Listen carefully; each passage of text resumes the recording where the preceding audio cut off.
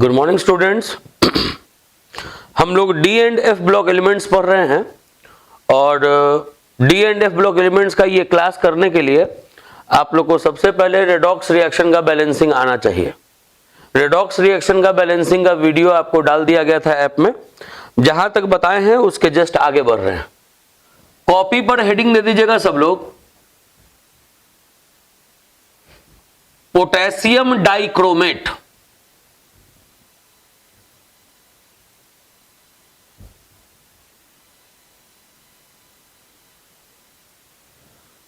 Copy पर heading दे देंगे potassium dichromate, जिसका फॉर्मूला होता है K2Cr2O7।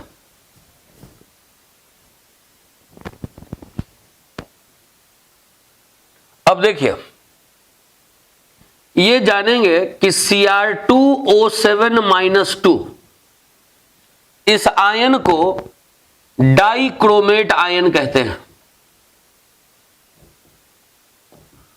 बोले कि Cr2O7-2 को डाइक्रोमेट आयन कहते हैं और इस आयन का कलर है ऑरेंज। मतलब अगर पोटेशियम डाइक्रोमेट है तो ऑरेंज कलर कंपाउंड है, अगर सोडियम डाइक्रोमेट है वो भी ऑरेंज कलर कंपाउंड है, क्योंकि ये आयन ही ऑरेंज कलर का होता है। एक आयन होता है CrO4-2, इसको बोलते हैं क्रोमेट आयन। Cr2O7-2 ये है डाइक्रोमेट आयन और CrO4-2 ये है क्रोमेट आयन। क्रोमेट आयन पीले रंग का होता है, येलो इन कलर, और डाइक्रोमेट आयन ऑरेंज कलर का होता है। अगर आप डाइक्रोमेट में क्रोमियम का ऑक्सीडेशन स्टेट देखें तो इसका ऑक्सीडेशन स्टेट होता है +6। क्रोमेट में अगर आप क्रोमियम का ऑक्सीडेशन स्टेट देखें तो इसका ऑक्सीडेशन स्टेट होता है +6। रेडॉक्स के बैलेंसिंग में आप ये ऑक्सीडेशन स्टेट देख चुके होंगे, लेकिन यहां पे हम दोबारा बता दें कि जैसे अगर इसका ऑक्सीडेशन स्टेट निकालना है तो इसके ऑक्सीडेशन स्टेट को X मानना पड़ेगा। एक क्रोमियम का अगर ऑक्सीडेशन स्टेट X है तो 2 क्रोमियम का 2X हो गया। ऑक्सीजन पे चार्ज होता है किसी भी कंपाउंड में -2, यहां 7 ऑक्सीजन है तो -14 होगा। सबके चार्ज को जोड़ दे रहे हैं तो कंपाउंड पे जो चार्ज है उसके बराबर होगा, तो 2x = हो जाएगा +12, x = हो जाएगा +6। यही लिखे हैं कि डाइक्रोमेट में क्रोमियम का ऑक्सीडेशन स्टेट +6, उसी तरीके से क्रोमेट में भी क्रोमियम का ऑक्सीडेशन स्टेट +6। फिर जानेंगे कि ये जो डाइक्रोमेट है और ये जो क्रोमेट है, ये दोनों एक दूसरे में इंटर कन्वर्टिबल है depending upon pH of the reaction. मतलब ये डाइक्रोमेट क्रोमेट में चेंज हो सकता है, क्रोमेट डाइक्रोमेट में चेंज हो सकता है। अगर डाइक्रोमेट को बेसिक मीडियम में डालेंगे तो वो क्रोमेट में चेंज हो जाएगा, और क्रोमेट को अगर एसिडिक मीडियम में डालेंगे तो इसको ये डाइक्रोमेट में बदल जाएगा। ये तो लिखेंगे ये बात कि both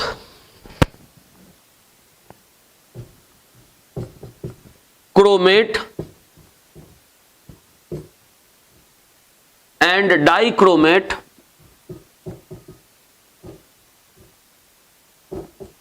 both chromate and dichromate are interconvertible depending upon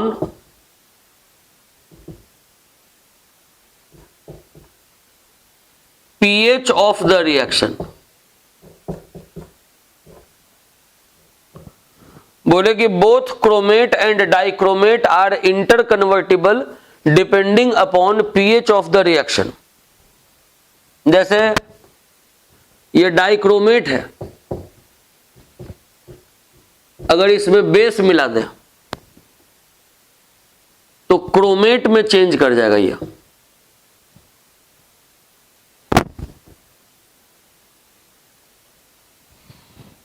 बोले कि अगर ये डाइक्रोमेट है, अगर इसमें बेस मिला दें तो ये क्रोमेट में चेंज कर जाएगा, और अगर क्रोमेट है इसमें अगर एसिड मिला दें तो ये डाइक्रोमेट में चेंज कर जाएगा। बोले कि डाइक्रोमेट क्रोमेट में बदल सकता है, क्रोमेट डाइक्रोमेट में बदल सकता है, पीएच पे डिपेंड करता है। डाइक्रोमेट में अगर कोई बेस मिला दे तो क्रोमेट में चेंज कर जाएगा, और क्रोमेट में अगर कोई एसिड मिला दे तो ये डाइक्रोमेट में चेंज कर जाएगा। इसके बाद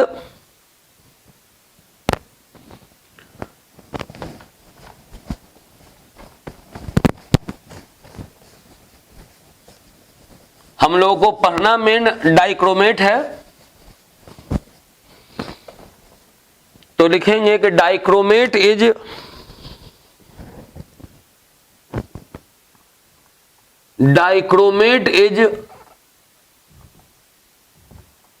oxidising agent in acidic medium.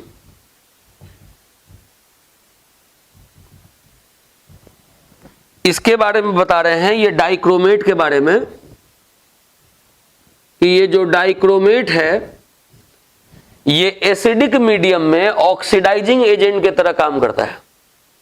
Oxidising agent उसको बोलेंगे जो दूसरे को ऑक्सीडाइज कर दे।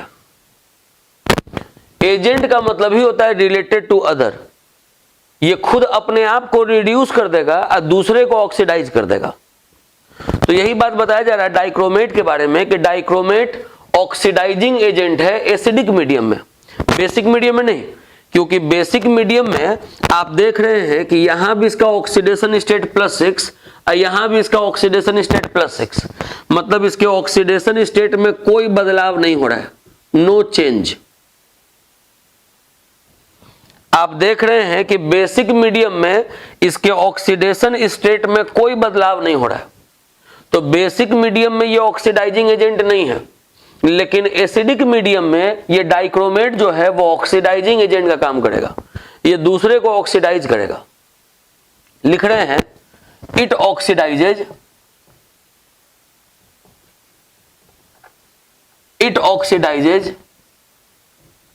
Fe+2 को Fe+3 में ऑक्सीडाइज करेगा।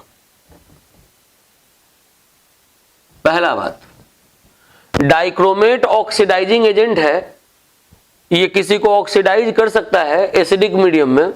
आपको जो जो ऑक्सीडेशन पढ़ना है वो लिख दे रहे हैं। पहला Fe+2 को ये Fe+3 में चेंज करेगा, दूसरा Sn+2 को Sn+4 में चेंज करेगा, मतलब अगर रिएक्टेंट में अगर Fe+2 रहा तो उसको वो Fe+3 में बदल देगा, इसके चार्ज को बढ़ा देगा, इसका ऑक्सीडेशन करवा देगा। ये ऑक्सीडाइजिंग एजेंट है, लेकिन रिएक्शन का मीडियम एसिडिक होना चाहिए तब ये ऐसा काम करेगा। बेसिक मीडियम में ये किसी को ऑक्सीडाइज नहीं कर सकता, क्योंकि बेसिक मीडियम में इसके खुद के ऑक्सीडेशन स्टेट में कोई बदलाव नहीं हो रहा है। थर्ड नंबर, I- को I2 में चेंज कर देगा, H2S को S में चेंज कर देगा, और पांचवा SO2 को SO4-2 में चेंज कर देगा।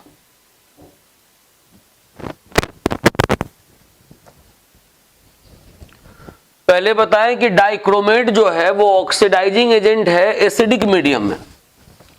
एसिडिक मीडियम में ये Fe+2 को Fe+3 में चेंज करेगा, Sn+2 को Sn+4 में चेंज करेगा, I- को I2 में चेंज करेगा, H2S को S में चेंज करेगा, SO2 को SO4-2 में चेंज करेगा।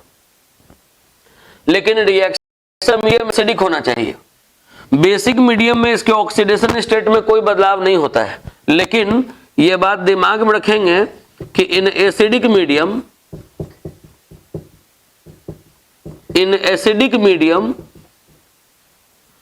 ये जो डाइक्रोमेट है जिसमें ऑक्सीडेशन स्टेट इसका +6 है, एसिडिक मीडियम में इसका ऑक्सीडेशन स्टेट घट के Cr+3 हो जाता है।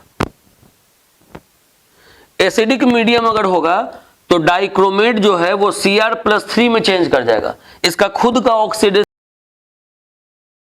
से दूसरे का बढ़ाएगा। ये डाइक्रोमेट ऑक्सीडाइजिंग एजेंट है एसिडिक मीडियम में। ऐसा इसलिए क्योंकि एसिडिक मीडियम में इसका ऑक्सीडेशन स्टेट घटता है। तो जब इसका खुद का ऑक्सीडेशन स्टेट घट रहा है तो ये दूसरे का ऑक्सीडेशन स्टेट बढ़ाएगा। ये Fe+2 को Fe+3 में चेंज करेगा, Sn+2 को Sn+4 में चेंज करेगा, I- को I2 में चेंज करेगा, H2S को S में चेंज करेगा, SO2 को SO4-2 में चेंज करेगा। अब देखिए, ये जो आपको बात बताए इससे बोर्ड में किस तरीके से क्वेश्चन पूछता है, अब उस पे आइए। ऐसे तो मेजर पोर्शन आपका सिलेबस कंप्लीट कर चुके हैं हम वीडियो में, क्योंकि बहुत सारा टॉपिक रिमूव हो चुका है। प्रिपरेशन प्रॉपर्टीज भी डाइक्रोमेट परमैंगनेट का बोल रहा है कि सिलेबस से हट गया है, लेकिन सिलेबस रिड्यूस हुआ है। लेकिन ऐसा नहीं है कि एग्जाम में ये नहीं आ सकता है, एग्जाम में ये आ सकता है अगर टाइमिंग अगर बढ़ गया एग्जाम का। तो देखिए, इस तरीके से एग्जाम में आता है क्वेश्चन, आपको दे देगा complete the reaction. Question exam में आएगा इस तरीके से, दे देगा कंप्लीट द रिएक्शन। एक तो इधर डाइक्रोमेट दे देगा Cr2O7-2, उसके बाद इसमें से कोई एक दे देगा रिएक्टेंट में। जैसे चलिए Fe+2 दे दिया, एसिडिक मीडियम दे दिया। अब आपको प्रोडक्ट लिखने को कह देगा कि आप इस रिएक्शन का प्रोडक्ट लिखिए, कंप्लीट द रिएक्शन। तो करना क्या होता है ऐसे क्वेश्चन में कि इतना तो आपको बता दिए कि डाइक्रोमेट जो है वो एसिडिक मीडियम में Cr+3 में चेंज करता है। तो यहां तो आप Cr+3 लिख देंगे। ये तो बोले कि ये एकदम याद कर लीजिए कि बेसिक मीडियम में इसके ऑक्सीडेशन स्टेट में कोई बदलाव नहीं होता है, लेकिन एसिडिक मीडियम में इसका ऑक्सीडेशन स्टेट घटता है, ये Cr+3 में बदल जाता है। तो यहां तो Cr+3 लिख दिया। उसके बाद अगर ये खुद का अगर रिडक्शन करवा रहा है तो दूसरे का ऑक्सीडेशन करवाएगा, Fe+2 को Fe+3 में चेंज करेगा। तो यहां Fe+3 लिख दीजिए। इतना अगर कर दीजिएगा तो आपको एक भी मार्क्स नहीं मिलेगा। इतना करने के बाद आपको इसको बैलेंस करना है और ये बैलेंस्ड फॉर्म में लिखना है, क्योंकि इनऑर्गेनिक में बिना रिएक्शन बैलेंस किए आप रिएक्शन नहीं लिख सकते, और ऑर्गेनिक में बैलेंस करने का कोई मतलब नहीं बनता है। ऑर्गेनिक में आप रिएक्शन बैलेंस करिए, कोई जरूरी नहीं है, लेकिन इनऑर्गेनिक में बिना बैलेंस किए अगर लिखिएगा तो मार्क्स नहीं मिलेगा। तो अब इस रिएक्शन को आपको बैलेंस करना होगा आयन इलेक्ट्रॉन मेथड से, जो आपको लास्ट कुछ 3 लेक्चर्स में आपको वीडियो दिया गया है। तो उसको बैलेंस करने के लिए 8 रूल लगाना पड़ता है। 8 रूल लगाइएगा तब ये रिएक्शन बैलेंस होगा। लेकिन यहाँ पे हम आपको एक तरीका बता रहे हैं जिससे कि ये क्वेश्चन आप जल्दी बना दीजिए। वो तो ठीक है, बैलेंसिंग सिखाए हैं, लेकिन एक तरीका बता रहे हैं जिस तरीके से आप ये क्वेश्चन को आराम से बना दीजिएगा। जैसे डाइक्रोमेट में टोटल 5 रिएक्शन है। एक है Fe+2 को Fe+3 में चेंज करने वाला, एक है Sn+2 को Sn+4 में चेंज करने वाला, I- को I2 में चेंज करने वाला, H2S को S में चेंज करने वाला, और SO2 को SO4-2 में चेंज करने वाला। तो बोले कि डाइक्रोमेट में 5 रिएक्शन है। अगर एक छोटा सा आप रिएक्शन का फॉर्मेट अगर आप याद कर लें तो फिर आपको इन बैलेंसिंग से निजात मिल जाएगा। जैसे आपको एक डाइक्रोमेट का पार्शियल बैलेंस्ड फॉर्म लिख दे रहे हैं, वो आप याद कर लीजिएगा। Cr2O7-2 plus 6 electron plus 14H plus 2Cr+3 plus 7H2। हम बच्चों को बोलते हैं कि डाइक्रोमेट में तुम केवल एक ये रिएक्शन याद कर लो। ये अगर रिएक्शन याद कर लिए तो फिर तुमको अगर बैलेंसिंग नहीं भी आएगा, या अगर तुम रिएक्शन के बैलेंसिंग में अगर तुम गड़बड़ा जाते हो तो फिर तुमसे कोई गड़बड़ नहीं होगा। अगर तुमको केवल ये रिएक्शन एक याद है तो इससे तुम्हारा 5 रिएक्शन बन जाएगा। कैसे बनेगा वो हम समझाते हैं, लेकिन हम पहले ये बता दें कि ये रिएक्शन हम लाएं कैसे। ये रिएक्शन हम पार्शियली बैलेंस किए इस रिएक्शन को। जैसे Cr2O7-2 एसिडिक मीडियम था, Cr+3 में रिएक्शन का ये प्रोडक्ट चेंज हुआ था, मतलब डाइक्रोमेट Cr+3 में चेंज हुआ था।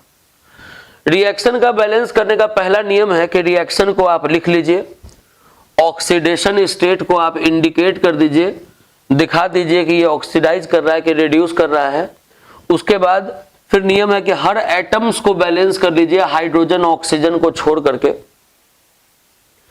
फिर देखना है कि इलेक्ट्रॉन का लॉस, इलेक्ट्रॉन का गेन दिखाना होता है। जैसे यहां पर 12 प्लस चार्ज है, एक क्रोमियम पे +6 तो 2 क्रोमियम पे +12, एक क्रोमियम पे +3 तो 2 क्रोमियम पे +6। यहां देख रहे हैं कि चार्ज घट रहा है, तो जितना टोटल चार्ज घटता है उतना इलेक्ट्रॉन का गेन करवाना पड़ता है। जैसे अगर 6 चार्ज घट रहा है, 12 से 6 चार्ज हो रहा है, 6 चार्ज घट रहा है तो 6 इलेक्ट्रॉन का गेन करवाना पड़ता है। इसके बाद अनयूजुअल चार्ज को डिलीट करते हैं, मतलब उस चार्ज को डिलीट करते हैं जो पूरे कंपाउंड पे नहीं है।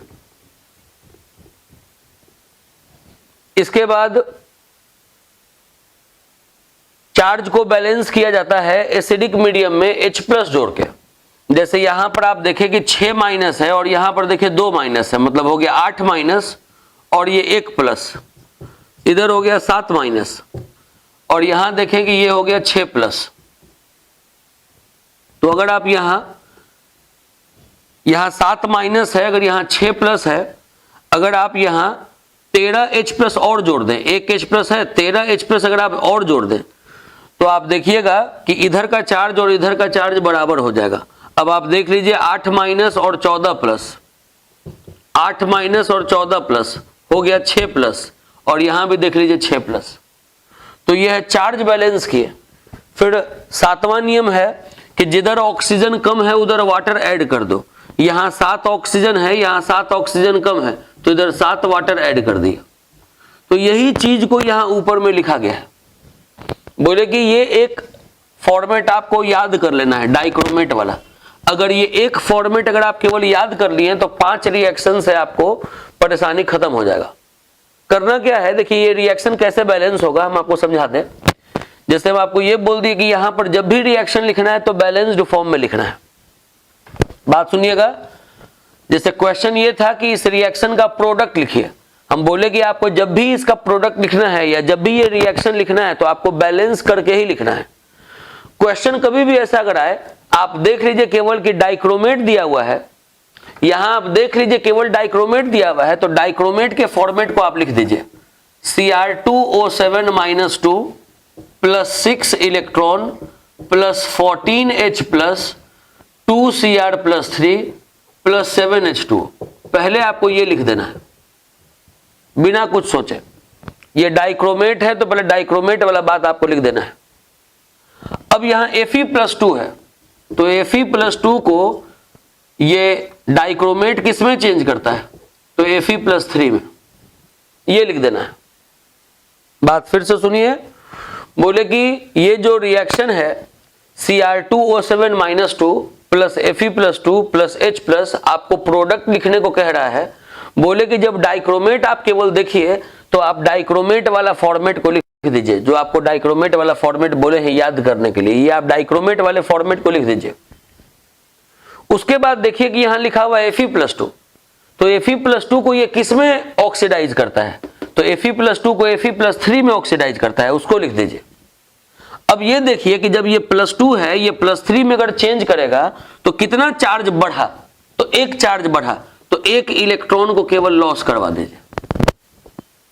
अब आपको इस दोनों रिएक्शन को जोड़ देना है, तो दोनों रिएक्शन तब जुड़ेगा जब यहां loss of electron gain of electron equal हो। तो यहां 6 इलेक्ट्रॉन था इस मेन रिएक्शन में, यहां 1 इलेक्ट्रॉन है, तो इसको 6 करने के लिए सबको 6 से गुना करना पड़ेगा। और अब आप इसको जोड़ने के काबिल हो गए। ये 6 इलेक्ट्रॉन कैंसिल हो जाएगा। इधर वाला पोर्शन लिखाएगा Cr2O7-2 + 6 Fe+2 + 14H+ 2Cr plus 3 6Fe plus 3 plus 7H2। ये रिएक्शन लिखा गया बैलेंस्ड फॉर्म में, ये लिख दीजिएगा, मार्क्स मिल जाएगा। तो पूरा रिएक्शन बैलेंस करने से हम लोग बच गए अगर हम लोग को केवल ये एक रिएक्शन का फॉर्मेट याद है तब। जैसे दूसरा क्वेश्चन आपको दिखा रहे हैं, अगर मान लीजिए क्वेश्चन दे दिया Cr2O7 - 2 plus Sn plus 2 plus H plus, अब बोल दिया इसका प्रोडक्ट लिखने को, तो आप केवल ये डाइक्रोमेट देखिए, तो ये डाइक्रोमेट वाला जो फॉर्मेट आप याद किए हैं पहले आप वो लिख दीजिए। वो है Cr2O7 - 2 plus 6 electron plus 14H plus 2Cr plus 3 plus 7H2। जो याद किए हैं वो लिख दीजिए।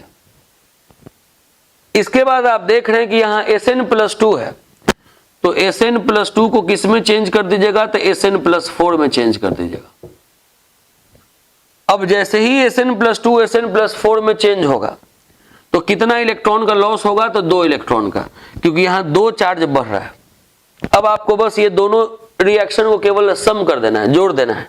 अब यहां 6 इलेक्ट्रॉन है, यहां 2 इलेक्ट्रॉन है, तो 6 को 2 के इक्वल करना है, तो इसको आपको 3 से गुना करना होगा। तो 3 से इसको गुना कर दिए, 3 से इसको गुना कर दिए और 3 से इसको गुना कर दिए, तो ये 6 इलेक्ट्रॉन हो गया। अब इसको जैसे ही ऐड करेंगे तो ये इलेक्ट्रॉन कैंसिल हो जाएगा, इधर वाला इधर लिखेंगे, Cr2O7 - 2 plus 3Sn plus 2 plus 14H plus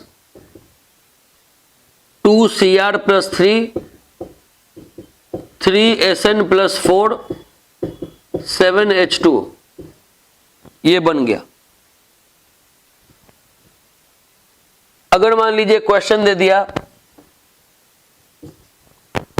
Cr2O7 - 2 plus I minus plus H plus, कि ये क्या बनेगा, तो दिमाग में रखें कि आपको अगर यहां केवल डाइक्रोमेट दिख गया तो आप पहले डाइक्रोमेट वाला फॉर्मेट लिख दें। डाइक्रोमेट वाला फॉर्मेट है Cr2O7 - 2 plus 6 electron plus 14H plus 2Cr plus 3 plus 7H2। पहले डाइक्रोमेट वाले फॉर्मेट को लिख दिया। अब देख रहे हैं कि I माइनस है, तो I माइनस को किस में ये बदलता है, I2 में। अब थोड़ा सा हल्का फुल्का केवल इसको बैलेंस कर लेना है। नियम है कि एटम को पहले बैलेंस करते हैं कोई भी रूल लगाने के पहले। अब यहां देख रहे हैं कि 2 माइनस है, एक I पर 1 माइनस, तो 2I पर 2 माइनस है, और यहां पर 0 है, मतलब -2 से 0 2 चार्ज बढ़ गया, तो 2 इलेक्ट्रॉन का लॉस होगा। बस केवल इतना ही करना है। अब यहां पर 2 इलेक्ट्रॉन है, यहां 6 इलेक्ट्रॉन है, आपको दोनों इलेक्ट्रॉन को बराबर करना होगा इसको ऐड करने के पहले। तो इसको 6 करने के लिए 3 से गुना करेंगे, तो 3 से सबको गुना कर देंगे। इसको 3 से गुना कर दिया तो 6 हो गया, इसको 3 से गुना कर दिया 3I2 हो गया, इसको 3 से गुना कर दिया 6 इलेक्ट्रॉन हो गया। ये इलेक्ट्रॉन कैंसिल हो गया। अब इसको जोड़ के लिख देंगे, तो लिखाएगा Cr2O7 - 2 6I minus 14H plus 2Cr plus 3 3I2 7H2। तो बताएं कि जो पोटेशियम डाइक्रोमेट है, पोटेशियम डाइक्रोमेट, इसके बारे में आपको भी यही बताया गया कि पोटेशियम डाइक्रोमेट ऑक्सीडाइजिंग एजेंट का काम करता है। ये एक ऑक्सीडाइजिंग एजेंट है, लेकिन ऑक्सीडाइजिंग एजेंट कैसे मीडियम में है, एसिडिक मीडियम में है, क्योंकि एसिडिक मीडियम में इसका ऑक्सीडेशन स्टेट घट रहा है। तो जब इसका ऑक्सीडेशन स्टेट घटेगा तो ये दूसरे का ऑक्सीडेशन स्टेट को बढ़ाएगा, Fe+2 को बढ़ाएगा Fe+3 में, Sn+2 को बढ़ाएगा Sn+4 में, I- को बढ़ाएगा I2 में, SO2 को बढ़ाएगा SO4-2 में, H2S को H में चेंज करेगा S में। तो ये आपको रिएक्शन आपको इतना बता दिए, इसको पहले आप नोट कर लीजिए। अभी हम लोग पोटेशियम डाइक्रोमेट का ऑक्सीडाइजिंग एक्शन देखें। बोले कि जो पोटेशियम डाइक्रोमेट है वो ऑक्सीडाइजिंग एजेंट है, केवल और केवल एसिडिक मीडियम में, क्योंकि वो बेसिक मीडियम में क्रोमेट में चेंज कर जाता है जिसमें कि ऑक्सीडेशन स्टेट में कोई बदलाव नहीं होता है। अब ये पोटेशियम डाइक्रोमेट का प्रिपरेशन है कि कैसे पोटेशियम डाइक्रोमेट बनता है। आसान है। सबसे पहले ये दिमाग में रखना कि क्रोमाइट ओर एक होता है, क्रोमाइट ओर, जिसको कि हम लोग मिलाते हैं सोडियम कार्बोनेट के साथ फ्री सप्लाई ऑफ एयर में। बोले कि क्रोमाइट ओर को हम लोग सोडियम कार्बोनेट के साथ मिलाते हैं फ्री सप्लाई ऑफ एयर में, तो बनेगा सोडियम क्रोमेट, सोडियम क्रोमेट। और आपको पता है कि क्रोमेट डाइक्रोमेट में चेंज करता है, डाइक्रोमेट क्रोमेट में चेंज करता है, क्रोमेट डाइक्रोमेट में चेंज करता है। अगर डाइक्रोमेट को क्रोमेट में बदलना होता, अगर डाइक्रोमेट को क्रोमेट में बदलना होता तो बेस का यूज करते हैं। यहां क्रोमेट है, अगर इसको हमको डाइक्रोमेट में चेंज करना है तो एसिड का यूज करना होगा। तो यहां से इसको फिल्टर करके इसमें एसिड जहां मिलाएं कि ये सोडियम डाइक्रोमेट में चेंज हो जाएगा। यही यहां लिखा गया है कि इसको जैसे ही फिल्टर करके इसमें एसिड मिलाइएगा तो ये सोडियम डाइक्रोमेट में चेंज कर जाएगा। क्योंकि आपको ये पता है कि क्रोमेट डाइक्रोमेट में चेंज कर सकता है, डाइक्रोमेट क्रोमेट में चेंज कर सकता है। अगर डाइक्रोमेट में हम बेस मिला दें तो ये क्रोमेट में बदल जाएगा, लेकिन यहां क्रोमेट बना है, हमको डाइक्रोमेट चाहिए तो क्रोमेट में एसिड मिलाएंगे तो ये डाइक्रोमेट बन जाएगा। बनाना पोटेशियम डाइक्रोमेट है, ये बन गया है सोडियम डाइक्रोमेट। तो सोडियम डाइक्रोमेट को अगर आप पोटेशियम डाइक्रोमेट में चेंज करना चाहते हैं तो KCl के साथ यहां पर रिएक्शन करवाना होगा, तो पोटेशियम जो है वो सोडियम को रिप्लेस करके और यहां पोटेशियम डाइक्रोमेट बन जाएगा। तो ये चीज दिमाग में रखिए कि पोटेशियम डाइक्रोमेट के प्रिपरेशन में क्रोमाइट ओर को, ये जो क्रोमाइट ओर है, इसको सोडियम कार्बोनेट के साथ रिएक्ट करवाना होता है फ्री सप्लाई ऑफ एयर में। जैसे ही फ्री सप्लाई ऑफ एयर में क्रोमाइट ओर रिएक्ट करेगा सोडियम कार्बोनेट के साथ तो पहले बनेगा सोडियम क्रोमेट। सोडियम क्रोमेट जैसे ही बना, इसको फिल्टर करेंगे, इसमें एसिड मिलाएंगे, बन जाएगा सोडियम डाइक्रोमेट। सोडियम डाइक्रोमेट जैसे ही बना, उसके बाद फिर उसको अगर KCl के साथ रिएक्शन करवाएंगे तो बन जाएगा पोटेशियम डाइक्रोमेट। अब जो हम लोग अगला टॉपिक पढ़ने जा रहे हैं, ये पोटेशियम डाइक्रोमेट कंप्लीट हो गया। पोटेशियम डाइक्रोमेट में इसका ये प्रिपरेशन और जो 5 रिएक्शन आपको बताए हैं वही 5 रिएक्शन इंपॉर्टेंट है। लेकिन जो अब अगला टॉपिक पढ़ाने जा रहे हैं पोटेशियम परमैंगनेट, उसमें 8 रिएक्शन है। जैसे इसमें 5 रिएक्शन था तो पोटेशियम परमैंगनेट में 8 रिएक्शन है। कॉपी पर हेडिंग दे दीजिए पोटेशियम परमैंगनेट। पोटेशियम परमैंगनेट, इसका फॉर्मूला होता है KMnO4। पोटेशियम परमैंगनेट फॉर्मूला है इसका KMnO4।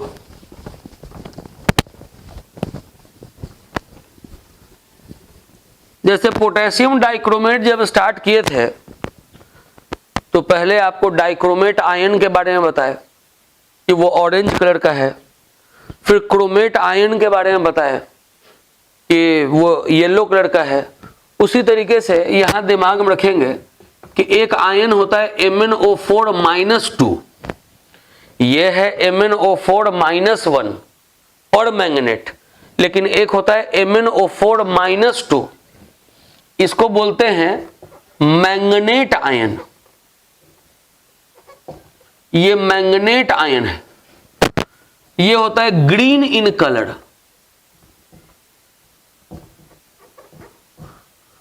कैसा ग्रीन? तो एप्पल ग्रीन, जिस ग्रीन कलर का एप्पल होता है वैसा ग्रीन कलर। एक होता है MnO4-, ये है परमैंगनेट आयन।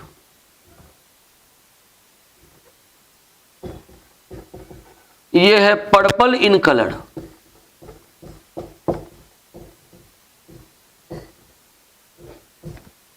डाइक्रोमेट क्रोमेट के कलर में कंफ्यूजन नहीं होना चाहिए, एकदम याद रखिएगा। Dichromate orange, chromate yellow, manganate green, permanganate purple. अगर मैंगनेट में Mn का ऑक्सीडेशन स्टेट निकालेंगे तो +6 होगा। अब पर मैंगनेट में Mn का ऑक्सीडेशन स्टेट निकालेंगे तो +7 होगा। डाइक्रोमेट क्रोमेट में ऐसा बात नहीं था। डाइक्रोमेट क्रोमेट दोनों में क्रोमियम का ऑक्सीडेशन स्टेट सेम था जो कि +6 था, लेकिन इसमें नहीं। इसमें मैंगनेट में Mn का +6 है तो पर मैंगनेट में Mn का +7 है। हम लोग को पढ़ना ये वाला है पर मैंगनेट, पोटेशियम पर मैंगनेट हम लोग पढ़ रहे हैं। तो ये जानेंगे कि पोटेशियम पर मैंगनेट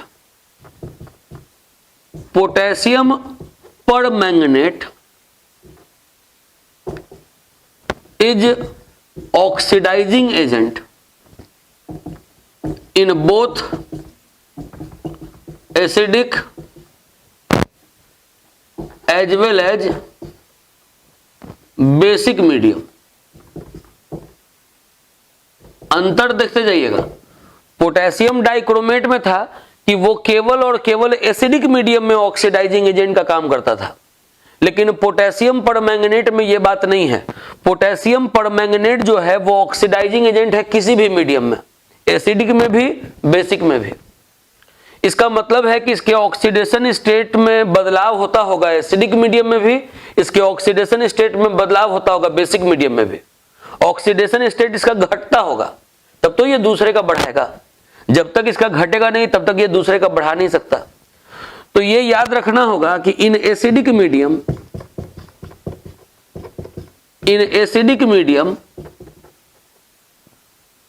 ये जो MnO4 माइनस है वो चेंज कर जाता है Mn+2 में। एसिडिक मीडियम में ये जो MnO4 माइनस है वो चेंज कर जाता है Mn+2 में। यहाँ पे +7 ऑक्सीडेशन स्टेट है और यहाँ +2 ऑक्सीडेशन स्टेट हो गया। तो एसिडिक मीडियम में इसका ऑक्सीडेशन स्टेट घट रहा है तो ये दूसरे को ऑक्सीडाइज करने का काम करेगा। इन basic medium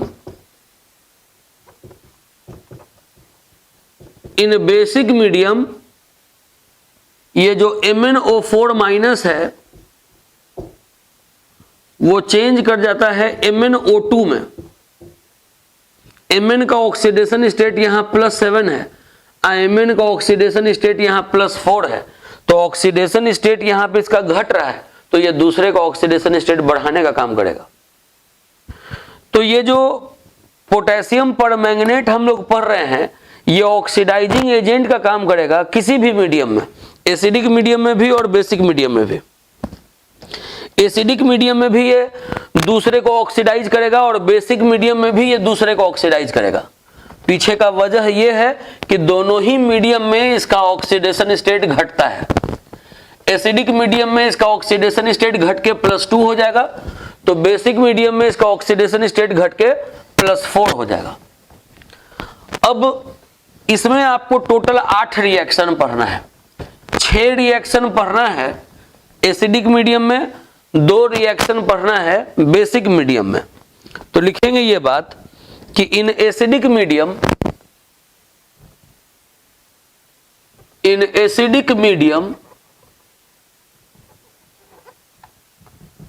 it oxidizes, in acidic medium it oxidizes Fe+2 into Fe+3। Acidic medium में ये Fe+2 को Fe+3 में ऑक्सीडाइज करेगा। इन acidic medium it oxidises I- into I2। In acidic medium it oxidizes H2S into S।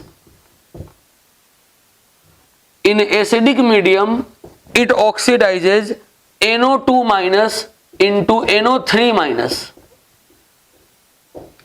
In acidic medium it oxidizes C2O4-2 into CO2। In acidic medium it oxidizes C2O4-2 into CO2। Last, in acidic medium it oxidizes SO3-2 into SO4-2। ये 6 reaction हम लोग को acidic medium में जानना है और 2 reaction basic medium में। In basic medium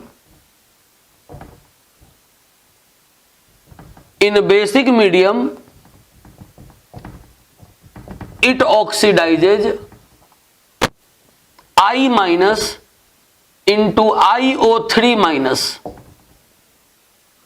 और S2O3 minus 2 into SO4 minus 2। ये टोटल 6 और 2 8 रिएक्शन आपको याद रखना है कि किसको ये किस में ऑक्सीडाइज करता है।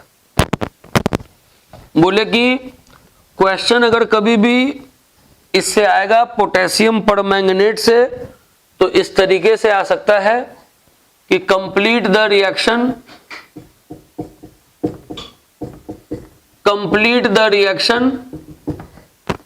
आपको परमैंगनेट आयन दे देगा MnO4 माइनस। अब परमैंगनेट आयन देने के बाद इनमें से कोई एक दे देगा, जैसे मान लीजिए कि दे दिया Fe+2, एसिडिक मीडियम दे देगा। अब आपको प्रोडक्ट लिखना होगा, प्रोडक्ट जब भी लिखिएगा तो बैलेंस्ड फॉर्म में लिखिएगा। इतना ये बता दिए हैं कि MnO4 माइनस Fe+2 H+ होगा, तो ये बताया गया है कि परमैंगनेट एसिडिक मीडियम में Mn+2 में चेंज करता है और ये Fe+2 को Fe+3 में ऑक्सीडाइज करता है। अब जब तक इसको बैलेंस नहीं करिएगा तब तक आपको मार्क्स नहीं मिलेगा। कैसे? आपको जब डाइक्रोमेट पढ़ा रहे थे तो एक आपको फॉर्मेट दे दिए थे, वो फॉर्मेट अगर आप याद कर लिए थे तो 5 रिएक्शन हो गया था। तो वैसे ही एक फॉर्मेट इसका एसिडिक मीडियम वाला दे देंगे, अगर वो याद रहेगा तो ये 6 रिएक्शन कंप्लीट, और एक आपको फॉर्मेट दे देंगे बेसिक मीडियम का, वो याद रहेगा तो ये दोनों रिएक्शन कंप्लीट। तो वो फॉर्मेट लिख दे रहे हैं याद रखने वाला कि एसिडिक मीडियम में, इन acidic medium MnO4 minus plus 5 electron plus 8H plus Mn+2 plus 4H2O, ये एसिडिक मीडियम का ये फॉर्मेट है। फिर इन basic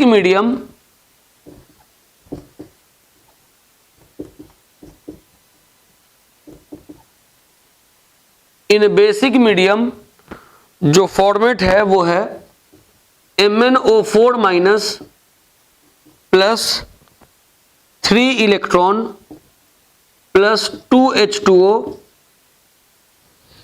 MnO2 plus 4OH minus. ऊपर वाला आपका एसिडिक मीडियम के लिए है, नीचे वाला आपका बेसिक मीडियम के लिए है। अब जैसे यहां पर ये क्वेश्चन दिया हुआ था, पहला वाला ये क्वेश्चन दिया हुआ था कि MnO4 minus plus Fe+2 plus H plus, आपको इसको प्रोडक्ट को लिखना था, मतलब इस रिएक्शन को कंप्लीट करना था। कभी भी अगर आप परमैंगनेट देखो और एसिडिक मीडियम देखो तो आपको पहले एसिडिक मीडियम वाले फॉर्मेट को लिख लेना है। वो है MnO4 minus plus 5 electron plus 8H plus Mn+2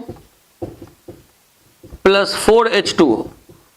पहले आपको इस एसिडिक मीडियम वाले फॉर्मेट को लिख लेना है। उसके बाद यहाँ Fe+2 है, तो Fe+2 को बताए हैं कि Fe+3 में चेंज करता है, तो +2 +3 में चेंज हो रहा है, एक चार्ज बढ़ रहा है तो एक इलेक्ट्रॉन का लॉस होगा। यहाँ 5 इलेक्ट्रॉन है, यहाँ 1 इलेक्ट्रॉन है, इसको 5 करने के लिए सबको 5 से गुना करना होगा, तो इसको 5 से मल्टीप्लाई कर दिए। जैसे ही आप 5 से मल्टीप्लाई करिएगा तो ये 5 इलेक्ट्रॉन कैंसिल हो गया। अब इधर वाले इन तीनों को इधर लिख देंगे, MnO4 minus plus 5 Fe+2 plus 8H plus, और इधर हो जाएगा Mn+2 plus 5 Fe+3 plus 4H2O, ऐसे लिख दीजिएगा तो फुल मार्क्स मिल जाएगा। तो बोले कि अगर आप केवल ये दो फॉर्मेट अगर आप याद कर लेते हैं तो फिर कोई रिएक्शन के बैलेंसिंग में आप नहीं फंसेंगे। तो पोटेशियम परमैंगनेट में ये टोटल 8 रिएक्शन बताया गया। अब पोटेशियम डाइक्रोमेट में आपको 5 रिएक्शन बताया गया। ये पूरे रिएक्शंस पे आपको कमांड कर लेना है, इतना पहले आप नोट कर लीजिए। उन रिएक्शंस के बाद अब लास्ट एक टॉपिक बचता है पोटेशियम परमैंगनेट में, उसका प्रिपरेशन, कि पोटेशियम परमैंगनेट को हम लोग किस तरीके से प्रिपेयर करते हैं। पोटेशियम परमैंगनेट अगर बनाना हो तो MnO2 को मिलाना पड़ता है अल्कली मेटल के हाइड्रोक्साइड के साथ। अल्कली मेटल मतलब सोडियम, पोटेशियम, इनके हाइड्रोक्साइड के साथ। कभी भी अगर पोटेशियम परमैंगनेट को अगर बनाना हो तो सबसे पहले MnO2 को मिलाना पड़ता है अल्कली मेटल के हाइड्रोक्साइड के साथ। आप यहां पर सोडियम हाइड्रोक्साइड भी ले सकते हैं तो सोडियम मैंगनेट बनेगा। अगर आप यहां पोटेशियम हाइड्रोक्साइड लिए हैं तो पोटेशियम मैंगनेट बना है विथ ऑक्सीडाइजिंग एजेंट। तो पहला स्टेप में पोटेशियम मैंगनेट बन रहा है। कैसे पोटेशियम डाइक्रोमेट बनाते थे तो पहला स्टेप में क्रोमेट बनता था, क्रोमेट डाइक्रोमेट में चेंज होता था। वही काम यहां भी है कि पहले मैंगनेट बना है। अब ये मैंगनेट को जब आप एसिडिक मीडियम में या न्यूट्रल मीडियम में भी अगर आप छोड़ दीजिएगा तो ये डिस्प्रपोर्शियोनेट करेगा। डिस्प्रपोर्शियोनेट का मतलब होता है कि जैसे यहां ऑक्सीडेशन स्टेट अगर इसका +6 है, यहां ऑक्सीडेशन स्टेट देखिए +7 है, यहां ऑक्सीडेशन स्टेट +4 है, मतलब ये सेम सबस्टांस ऑक्सीडाइज भी कर रहा है और ये सेम सबस्टांस रिड्यूस भी कर रहा है। अगर किसी रिएक्शन में कोई सेम सबस्टांस ऑक्सीडाइज भी करे और कोई सेम सबस्टांस रिड्यूस भी करे तो ऐसे रिएक्शन को डिस्प्रपोर्शियोनेशन रिएक्शन कहते हैं। तो यहां ऐसे रिडक्शन या ऑक्सीडेशन दिखाना नहीं है, ये आपको हम समझाने के लिए लिख दिए। ये दिमाग में रखेंगे कि सबसे पहले MnO2 को अल्कली मेटल हाइड्रोक्साइड के साथ रिएक्ट करवाना होगा विथ ऑक्सीडाइजिंग एजेंट, तो बनेगा पोटेशियम मैंगनेट। और ये जो पोटेशियम मैंगनेट है एसिडिक मीडियम में या न्यूट्रल मीडियम में डिस्प्रपोर्शियोनेट करके परमैंगनेट आयन में चेंज कर जाएगा। यही हम लोग को प्रिपेयर करना था, यही है परमैंगनेट। तो इस लेक्चर में हम लोग पोटेशियम डाइक्रोमेट और पोटेशियम परमैंगनेट ये पूरा कंप्लीट कर लिया। ये डिलीटेड सिलेबस है, आज का ये जो लेक्चर है ये डिलीटेड सिलेबस है, लेकिन कब एग्जाम में आ जाएगा कोई गारंटी नहीं है, इसीलिए इसका भी आपको वीडियो अवेल करवा दिया गया है। अब इसके बाद जो अगला क्लास होएगा उसमें हम लोग पढ़ेंगे कि डी ब्लॉक एलिमेंट्स क्या है, ट्रांजिशन एलिमेंट्स क्या है, डी ब्लॉक एलिमेंट्स कौन कौन है, डी ब्लॉक एलिमेंट्स का क्या प्रॉपर्टीज है, ये हम लोग अगले लेक्चर में पढ़ेंगे। ठीक है, एनफ फॉर द डे।